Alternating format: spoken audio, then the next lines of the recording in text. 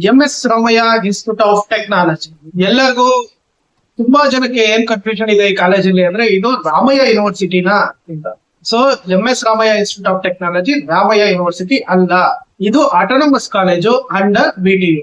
So MS Ramaiah institute of technology 1962 start ಆಯ್ತು. ಜೊತೆಗೆ ಇದು ಆಟೋನಮಸ್ ಸ್ಟೇಟಸ್ ನ 2006 ತಗೊಂಡು. ಸೊ ಆಟೋನಮಸ್ ಸ್ಟೇಟಸ್ ಅಂದ್ರೆ ಆಲ್ರೆಡಿ ನಿಮ್ಗೆ ಗೊತ್ತಿದ್ದಂಗೆ ಕರಿಕ್ಯುಲಮ್ ಅಂದ್ರೆ ಸಿಲೆಬಸ್ ನ, ಕ್ವಶನ್ ಪೇಪರ್ ನ, ಎಕ್ಸಾಮಿನೇಷನ್ ನ, ರಿಸಲ್ಟ್ ನ ಎಲ್ಲ MS ರಾಮಯ್ಯದಲ್ಲೇ ಮಾಡ್ತಾರೆ. ಬಟ್ ಆದ್ರೆ ನಿಮ್ಗೆ ಸರ್ಟಿಫಿಕೇಟ್ ಬರೋದು BTU ಇಂದ. ಸೊ ಇದು ವೆರಿ ವೆರಿ ಇಂಪಾರ್ಟೆಂಟ್. ತುಂಬಾ ಜನಕ್ಕೆ ಕನ್ಫ್ಯೂಷನ್ ಇದೆ, ರಾಮಯ್ಯ ಯೂನಿವರ್ಸಿಟಿ ಸಪರೇಟ್ ಆಗಿದೆ, ಸೊ ನಾವು MS ರಾಮಯ್ಯದಲ್ಲಿ ಓದಿದ್ರೆ ರಾಮಯ್ಯ ಯೂನಿವರ್ಸಿಟಿಯಲ್ಲಿ ಏನಾದ್ರು ಸರ್ಟಿಫಿಕೇಟ್ ಬರುತ್ತಾ ಅಂತ. ಖಂಡಿತ ಇಲ್ಲ. So MS Ramaiah institute of ಟೆಕ್ನಾಲಜಿನೇ ಬೇರೆ, ರಾಮಯ್ಯ ಯೂನಿವರ್ಸಿಟಿನೇ ಬೇರೆ.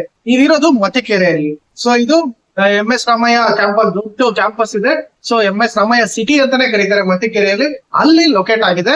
So MS Ramaiah institute of technology. So ನಿಮ್ಗೆ ಏನಾದ್ರೂ ಟಾಪ್ ಪ್ರೈವೇಟ್ ಕಾಲೇಜಸ್ ಅಲ್ಲಿ ಟಾಪ್ 3 ಇಲ್ಲ ಟಾಪ್ 1 ಅಂತ ಬೇಕಾದ್ರೂ ಹೇಳ್ಬೋದು. ಇದು ಬೆಂಗಳೂರಲ್ಲಿ ಟಾಪ್ 1 ಟಾಪ್ 3 ಬರುವಂತ ಕಾಲೇಜು. ಸೊ ಈ ಕಾಲೇಜಲ್ಲಿ ನೀವು ಸೀಟ್ ತಗೋಬೇಕಂದ್ರೆ ಎಷ್ಟು ರ್ಯಾಂಕಿಂಗ್ ಇರಬೇಕು KCET ಅಲ್ಲಿ? ಸೊ KCET ರ್ಯಾಂಕಿಂಗ್ ತುಂಬಾ ಜಾಸ್ತಿ ಇರ್ಬೇಕು. ಜಾಸ್ತಿ ಅಂದ್ರೆ ನಿಮ್ಗೆ 2, 3, 4,000 ಇಲ್ಲ 5,000 ಒಳಗಡೆ ಇದ್ರೆ ಮಾತ್ರ ನಿಮಗೆ ಈ ಕಾಲೇಜಲ್ಲಿ KCET ಅಲ್ಲಿ ಸೀಟ್ ಸಿಗುತ್ತೆ. ಯಾವ ಬ್ರಾಂಚಸ್ಗೆ? IT ಬ್ರಾಂಚಸ್ಗೆ. ಇಲ್ಲ ಅಂದ್ರೆ ನಿಮ್ಗೆ ತುಂಬಾ ಕಷ್ಟ, ತುಂಬಾ ಕಾಂಪಿಟೇಷನ್ ಇದೆ.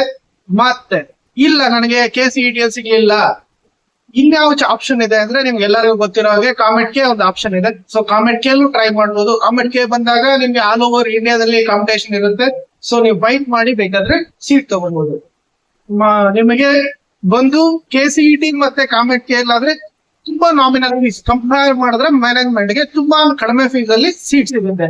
ಇಲ್ಲ ನನಗೆ ಸಿಗ್ಲಿಲ್ಲ, ಕಾಮೆಟ್ ಕೆ ಸಿಗ್ಲಿಲ್ಲ, KCET ಸಿಗ್ಲಿಲ್ಲ, ಏನಾದ್ರು ಬೇರೆ ಆಪ್ಷನ್ ಇದೆ, ನನ್ಗೆ ಬೇಕೇ ಬೇಕು MS ರಾಮಯ್ಯದಲ್ಲಿ ಓದ್ಬೇಕು ಅಂದ್ರೆ ನಿಮಗೆ ಮ್ಯಾನೇಜ್ಮೆಂಟ್ ಅಲ್ಲಿ ಇಲ್ಲೂ ಅಷ್ಟೇ ವೆರಿ ಕ್ಲಿಯರ್ ಆಗಿ ಅವರೇ ನಿಮಗೆ ನೋಟಿಫಿಕೇಶನ್ ಅಲ್ಲಿ ನಾವು ವೆಬ್ಸೈಟ್ ಅಲ್ಲಿ ಅನೌನ್ಸ್ ಮಾಡ್ತಾರೆ ಈ ಬ್ರಾಂಚ್ ಗೆ ಇಷ್ಟು ಫೀಸ್ ಇದೆ ಅಂತ.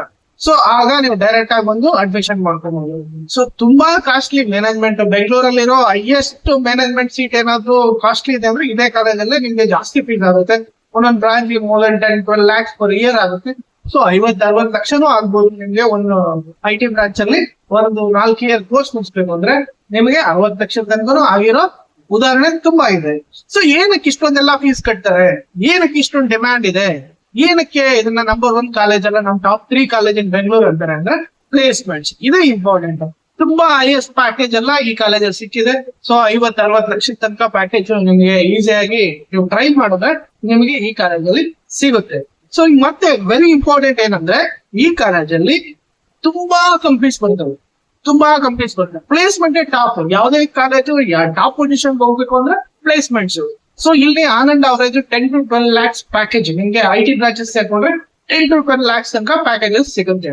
ಸೊ ಇದು ಈಕ್ವಲೆಂಟ್ ಆಗಿ ನಿಮ್ಗೆ ಏನಾದ್ರು IIT NIT ಗೆ ಏನಾದ್ರು ಟೈಮ್ ಮಾಡಿ ನಿಮ್ಗೆ ಇಂಜಿನಿಯರಿಂಗ್ ಸೀಟ್ ಸಿಗ್ಲಿಲ್ಲ ಅಂದ್ರೆ ಬೆಟರ್ ಆಪ್ಷನ್, ಲಾಸ್ಟ್ ಆಪ್ಷನ್ ಆಗಿ ನೀವು ಬೇಕಾದ್ರೆ MS ರಾಮಯ್ಯನ ನೀವು ಇಟ್ಕೊಬಹುದು. ಏನಕ್ಕೆ ಅಂದ್ರೆ ಪ್ಲೇಸ್ಮೆಂಟ್ಸ್. ಯಾವುದೇ ಕಾಲೇಜಲ್ಲಿ ನಿಮ್ಗೆ ಕಾಂಪಿಟೇಟಿವ್ ಆಗಿ ಪ್ರೈಸಿಂಗ್ ಮಾಡ್ತಿದ್ದಾರೆ ಅಂದ್ರೆ ಬಿಕಾಸ್ ಪ್ಲೇಸ್ಮೆಂಟ್. ಈ ಕಾಲೇಜಲ್ಲಿ ತುಂಬಾ ಚೆನ್ನಾಗಿದೆ ಪ್ಲೇಸ್ಮೆಂಟ್ಸ್.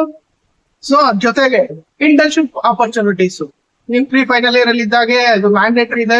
ಸೊ ನೀವು ಇಂಟರ್ನ್ಶಿಪ್ ಮಾಡ್ಲೇಬೇಕು ಕಂಪ್ನಿಯಲ್ಲಿ. ಸೊ ಇಲ್ಲೂ ಅಷ್ಟೇ ಪ್ಲೇಸ್ಮೆಂಟ್ ತರನೇ ನಡೆಯುತ್ತೆ. ಕಂಪ್ನೀಸ್ ಇಂಟರ್ವ್ಯೂ ತಗೊಳುತ್ತೆ, ಇಂಟರ್ನ್ಶಿಪ್ ಕೊಡೋದಕ್ಕೆ. ನೀವು ಅಲ್ಲೇ ಹೋಗಿ ಇಂಟರ್ನ್ಶಿಪ್ ಮಾಡಿದಾಗ ನಿಮಗೆ ಅವರು ಅಲ್ಲೇ ಕಂಪ್ನಿಯವರು ನಿಮಗೆ ಜಾಬ್ ಆಫರ್ ಮಾಡೋ ಚಾನ್ಸಸ್ ತುಂಬಾ ಜಾಸ್ತಿ.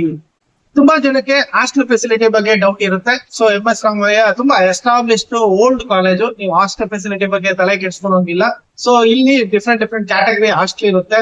ಅಂದ್ರೆ ನಿಮ್ಗೆ ಕಾಸ್ಟ್ಲಿ ಆಗೋ ಸಿಗುತ್ತೆ, ಅಂದ್ರೆ ಆಲ್ರೆಡಿ ಶೇರಿಂಗ್ ಬೇಸಿಸ್, ಇಲ್ಲ ಅಂದ್ರೆ ಸೆಗ್ರಿಗೇಷನ್ ಅಲ್ಲಿ ಇದೆ. ಸೊ ಎಲ್ಲ ಕ್ಯಾಂಪಸ್ ಒಳಗಡೆ ಹಾಸ್ಟೆಲ್ ಫೆಸಿಲಿಟಿ ಇದೆ. ಸೊ ನಿಮ್ಗೆ ಏನಾದ್ರು ಕಾಲೇಜ್ ಕ್ಯಾಂಪಸ್ ಹಾಸ್ಟೆಲ್ ತುಂಬಾ ಕಾಸ್ಟ್ಲಿ ಅಂದ್ರೆ ಸೊ ಮತ್ತಿಕೆರೆಯಲ್ಲಿ ನಿಮ್ಗೆ ರೀಸನಬಲ್ ಆಗಿ PGs ಸಿಗುತ್ತೆ. ಸೊ PGಗೂ ಸೇರ್ಕೊಬಹುದು. ಜೊತೆಗೆ ಇಲ್ಲ ನಾವು ರೂರಲ್ ಸೈಡ್ ಇದೀವಿ, ನಮ್ಗೆ ಯಾವ್ದಾದ್ರು ಬೇಕು ಅಂದ್ರೆ ಸೊ ತುಂಬಾ ನಿಮಗೆ ಕಮ್ಯುನಿಟಿ ಬೇಸ್ಡ್ ಹಾಸ್ಟೆಲ್ಸ್ ತುಂಬಾ ಇದೆ ಬೆಂಗಳೂರಲ್ಲಿ. ಸೊ ನೀವು ಎಲ್ಲಾ ಏರಿಯಾದಿಂದ ಆರಾಮಾಗಿ ಆಕ್ಸೆಸ್ ಮಾಡ್ಬೋದು. ಮತ್ತಿಕೆರೆ ಸೆಂಟರ್ ಆಫ್ ಸಿಟಿ ಆಗಿರೋದ್ರಿಂದ ನೀವು ಈಸಿಯಾಗಿ ಆಕ್ಸೆಸ್ ಮಾಡ್ಬೋದು. ಸೊ ಯಾವುದೇ ರೀತಿ ಅದಕ್ಕೆ ತೊಂದರೆ ಆಗೋದಿಲ್ಲ. ಬೇಕಾದ್ರೆ ಗೌರ್ಮೆಂಟ್ ಕಾಲೇಜಸ್ಗೂ ಬೇಕಾದ್ರೆ ನೀವು ಗೌರ್ಮೆಂಟ್ ಹಾಸ್ಟೆಲ್ಸ್ಗೆ ಬೇಕಾದ್ರೂ ನೀವು ಜಾಯ್ನ್ ಆಗ್ಬೋದು.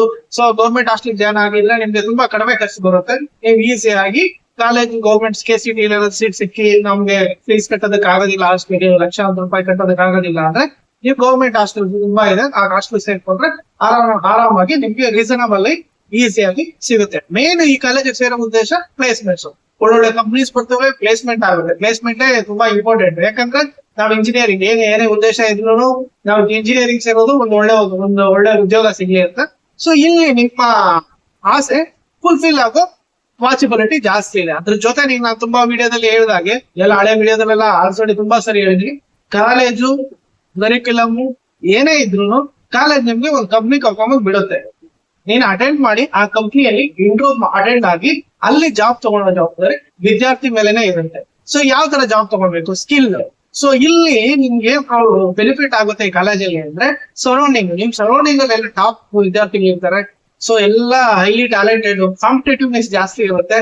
ಸೊ ಇವ್ರು ಅವ್ರನ್ನೆಲ್ಲ ಅಕ್ಕಪಕ್ಕದಲ್ಲಿ ಇರೋರೆಲ್ಲ ಕಾಂಪಿಟೇಟಿವ್ ಆದಾಗ ನೀವು ಜೊತೆಲಿ ಇರೋರೆಲ್ಲ ತುಂಬಾ ಕಾಂಪಿಟೇಟಿವ್ ಆಗಿದ್ದಾರೆ.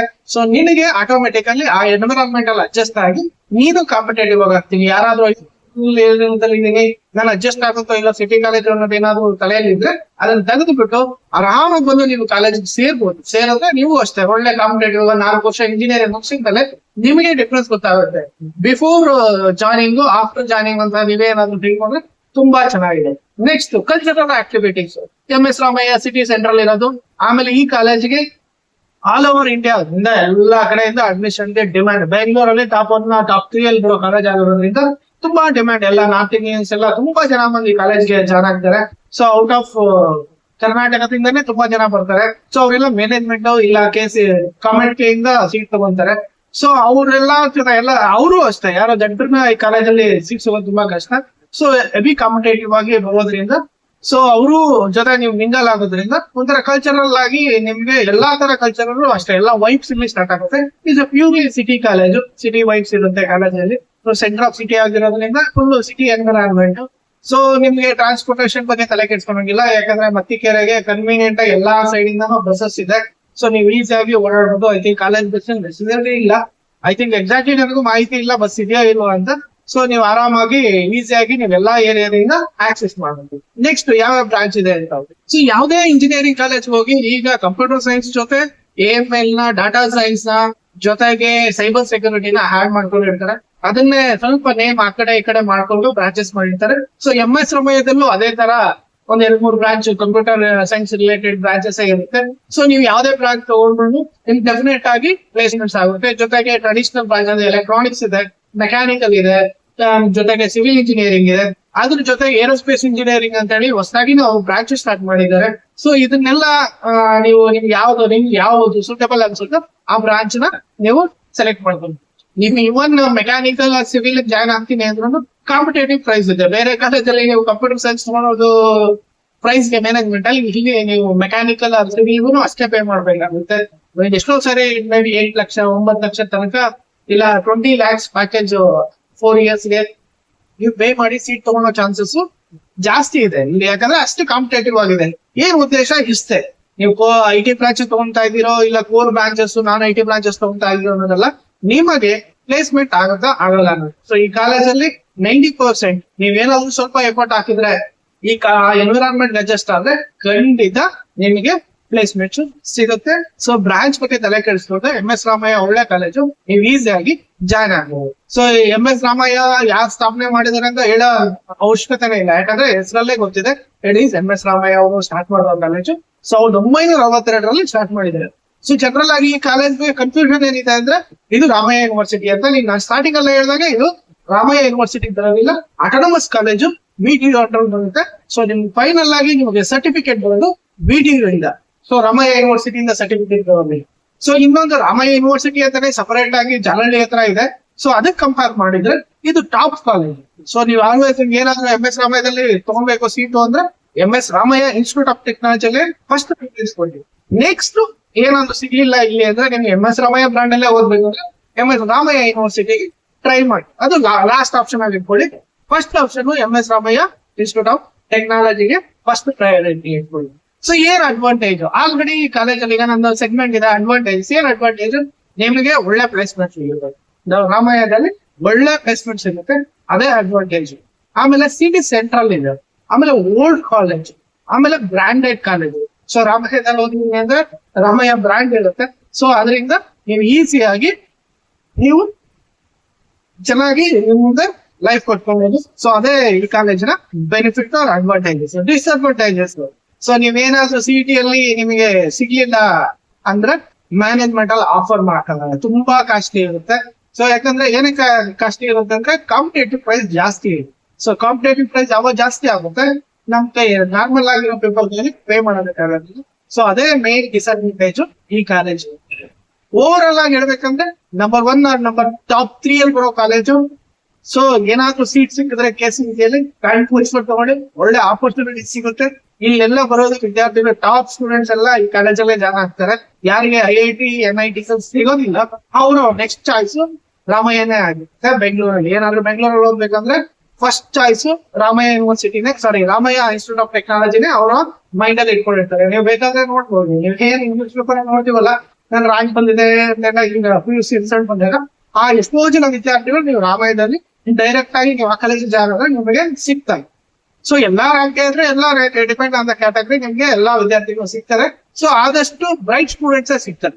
ಸೊ ಮ್ಯಾನೇಜ್ಮೆಂಟ್ ಅಂತ ಬಂದವರು ಸ್ವಲ್ಪ ಹೆಚ್ಚು ಕಮ್ಮಿ ಅಷ್ಟು ಬ್ರೈಟ್ ಅಂತ ಇದ್ರು ಅವ್ರ ಜೊತೆ ಮಿಂಗಲ್ ಆಗಿ ಎಲ್ಲಾರು ಬ್ರೈಟ್ ಆಗೋ ಚಾನ್ಸಸ್ ಜಾಸ್ತಿ ಇದೆ. ಇಲ್ಲಿ ಆಪರ್ಚುನಿಟೀಸ್ ಜಾಸ್ತಿ.